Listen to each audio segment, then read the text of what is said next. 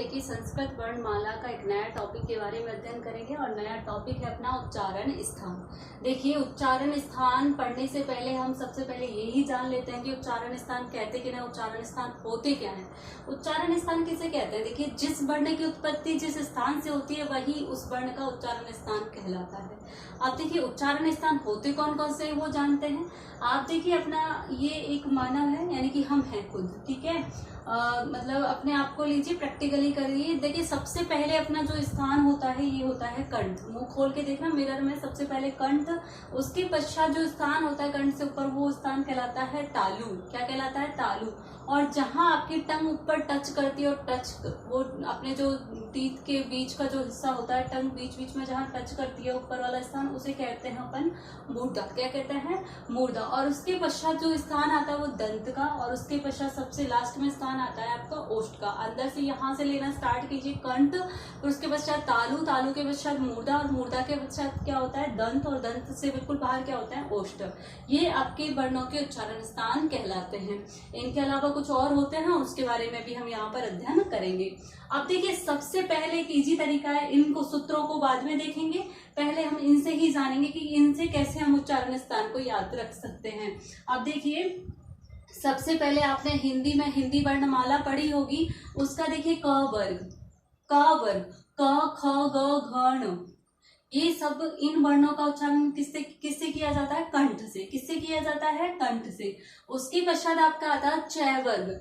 च वर्ग का उच्चारण स्थान क्या होता है? तालु। जैसे मैंने आपको क्रम बताया है कंठ, तालु, मूर्धा, दंता, ओष्ठ, वैसे ही आपको पहले यहाँ पर क्या लिख लेना है? हिंदी वर्णमाला के वर्ण क वर्ग, च वर्ग, ट वर्ग, त वर्ग, प वर्ग। उसके पश्चात जैसे मैंने आपको बताया था कंठ, तालु, मूर्धा, दंता, ओष्ठ, जो क्रम है वो इसके क्रम से ही लिख लेना है। तो देखिए आप बहुत सिंपल तरीके से जानेंगे। क वर्ग का उच्चारण स्थान कंठ, क वर्ग में 5 वर्ण होंगे। च वर्ग का उच्चारण स्थान तालु, च वर्ग में भी 5 वर्ण होंगे आपके। जैसे मैंने आपको बताया था व्यंजन वर्ण कितने होते हैं? 25 होते हैं। तो 25 वर्ण जो होते हैं अपन को यहाँ से क्रम से लिख लेना है। च, छ, ज, झ, ण, तालु, ठीक है। उसके पश्चात ट वर्ग का उच्चारण स्थान क्या कहलाता है? मूर्धा। उसके पश्चात त वर्ग का उच्चारण स्थान क्या कहलाता है? दंता। उसके पश्चात होता है प वर्ग, प वर्ग का उच्चारण स्थान ओष्ठ, ठीक है। अब इनके अलावा जो हमारे स्वर होते हैं, जैसे कि मैंने आपको कल बताया था कि अपने मूल जो स्वर होते हैं ह्रस्व स्वर, ह्रस्व स्वर जो होते हैं अपने मूल स्वर होते हैं वो होते हैं 5। कितने होते हैं? 5। और उसको याद करने के लिए कैसे करेंगे? देखिए पहले सबसे पहले ये लिखेंगे हम कताओ मूद। ये आपको ट्रिक है, ये याद रखनी है। अपन जब स्वरों का उच्चारण स्थान याद करने के लिए हमको ट्रिक याद रखनी है, कताओ मूद। क का स्थान पर कंठ, ता का मतलब होता है तालु, ओ का मतलब होता है ओष्ठ, मु का मतलब होता है मूर्धा, और ड का मतलब होता है दंता। अब देखिए यहाँ पर हमको क्रम से, जैसा अ कु है, आ अपना स्वर है, ह्रस्व स्वर है, तो आ किससे होगा? कंठ से। आ के अलावा ह का उच्चारण स्थान क्या होगा? कंठ। कंठ के अलावा अपना विसर्ग, विसर्ग का उच्चारण स्थान भी क्या होगा? कंठ।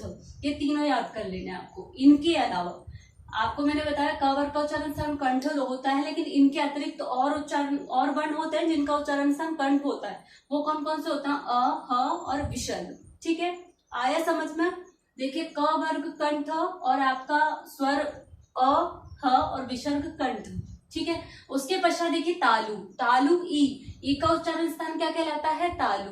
क्या कहलाता है? तालु। उसके पश्चात देखिए ओष्ठ, ओष्ठ का उच्चारण स्थान क्या कहलाता है? उ। देखिए उ का उच्चारण स्थान, उ जो स्वर है आपका उसका उच्चारण स्थान ओष्ठ। उसके पश्चात री जो आपका स्वर है, ह्रस्व स्वर है, इसका उच्चारण स्थान क्या है? मूर्धा। उसके पश्चात देखिए री, इसका उच्चारण स्थान दंता। आपको क्या है याद करने के लिए क्या करना है? जैसे मैंने आपको यहाँ पर बनाया है आप उसको बनाओगे, एक बार नहीं बार बार बनाओगे, जब तक ये अपने माइंड में आपको फिक्स नहीं हो जाए, आपको याद नहीं हो जाए, ठीक है। उसके पश्चात देखिए जीवा मूलक, जीवा मूलक ये कुछ अतिरिक्त हैं तो वो आपको याद करने हैं। दंतोष्टम, खाली ओनली वो का उच्चारण स्थान क्या होता है? दंतोष्टम।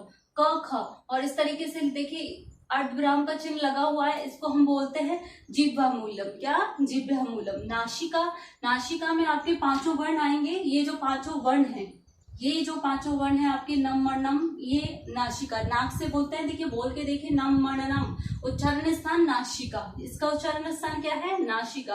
कंठ तालु, ए ऐ कंठ तालु, कंठोष्टम ओ और औ कंठोष्टम। एक बार पुनः देखिए, पांचों वर्ग के उच्चारण स्थान जैसे आपको ये क्रम से लिखना, वैसे कंठ, तालु, मूर्धा, दंता। इसका स्वर के उच्चारण स्थान कौन से कहलाते हैं? इनके अतिरिक्त होते हैं कटाओ, मूद, कंठ, तालु, ओष्ठम, मूर्धा।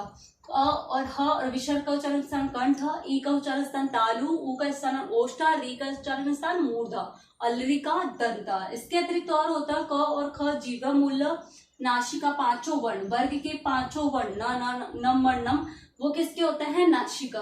ठीक है। अब देखिए अनुस्वार, इसके अलावा एक और होता है आपका अनुस्वार। इस तरीके से अनुस्वार लिखते हैं। अनुस्वार का उच्चारण स्थान भी आपका क्या है? नासिका है।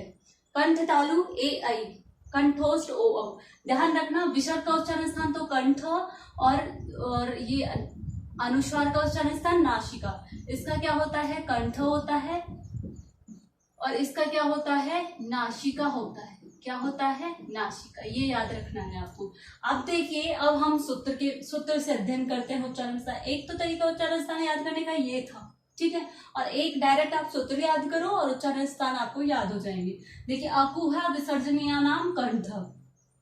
अकु का मतलब अ, उसके पश्चात क, कु का मतलब क वर्ग, उसके पश्चात आपका ह, और विसर्ज का मतलब क्या होता है? विसर्ग। इनका उच्चारण स्थान क्या होता है? कंठ। ठीक है, जैसा कि अपने यहाँ पर अध्ययन किया है। इचुषनाम, ई का मतलब ई, चू का मतलब चा वर्ग और य, ठीक है, इनका उच्चारण स्थान क्या होता है? तालु। क्या होता है? तालु। ऋटुर सा नाम मूर्धा, ऋटुर सा नाम मूर्धा, री और आपका टा वर्ग, इसका उच्चारण स्थान क्या होता है? मूर्धा। क्या होता है? मूर्धा। एक बार ध्यान रखना है यहाँ पर, जो ये न है तो न अगर आपका सिंगल आता है तो ये वर्ग का कंठ कहलाएगा, वर्ग का अंतिम अक्षर है तो कंठ कहलाएगा। अगर ये वर्ग में आता है, जैसे ये दोनों साथ में दे दिए, तीन साथ में दे दिए, फिर पांचों साथ में दे दिए, तो इनका उच्चारण स्थान होगा नासिका। क्या होगा? नासिका। अगर ये ग के साथ न आता है तो इसका कंठ, इधर ड के साथ न आता है तो इसका उच्चारण स्थान क्या होगा? मूर्धा। ये ध्यान रखना है आपको। लृति लसनाम दंता, लिरी, देखिए मैंने आपको बताया था वहां पे लिरी का उच्चारण स्थान दंता है, लिरी और तू का त वर्ग, इसका उच्चारण स्थान क्या होगा? आपका दंता होगा। क्या होगा? दंता। उपपदमाने नाम ओष्ठव, देखिए स्वर उ और उसका पा वर्ग का उच्चारण स्थान क्या होगा? ओष्ठव। क्या होगा? ओष्ठव। उसके पश्चात देखिए नंबर नम, पांचों जो अंतिम वर्ण है वो उनका उच्चारण स्थान क्या होगा? नासिका।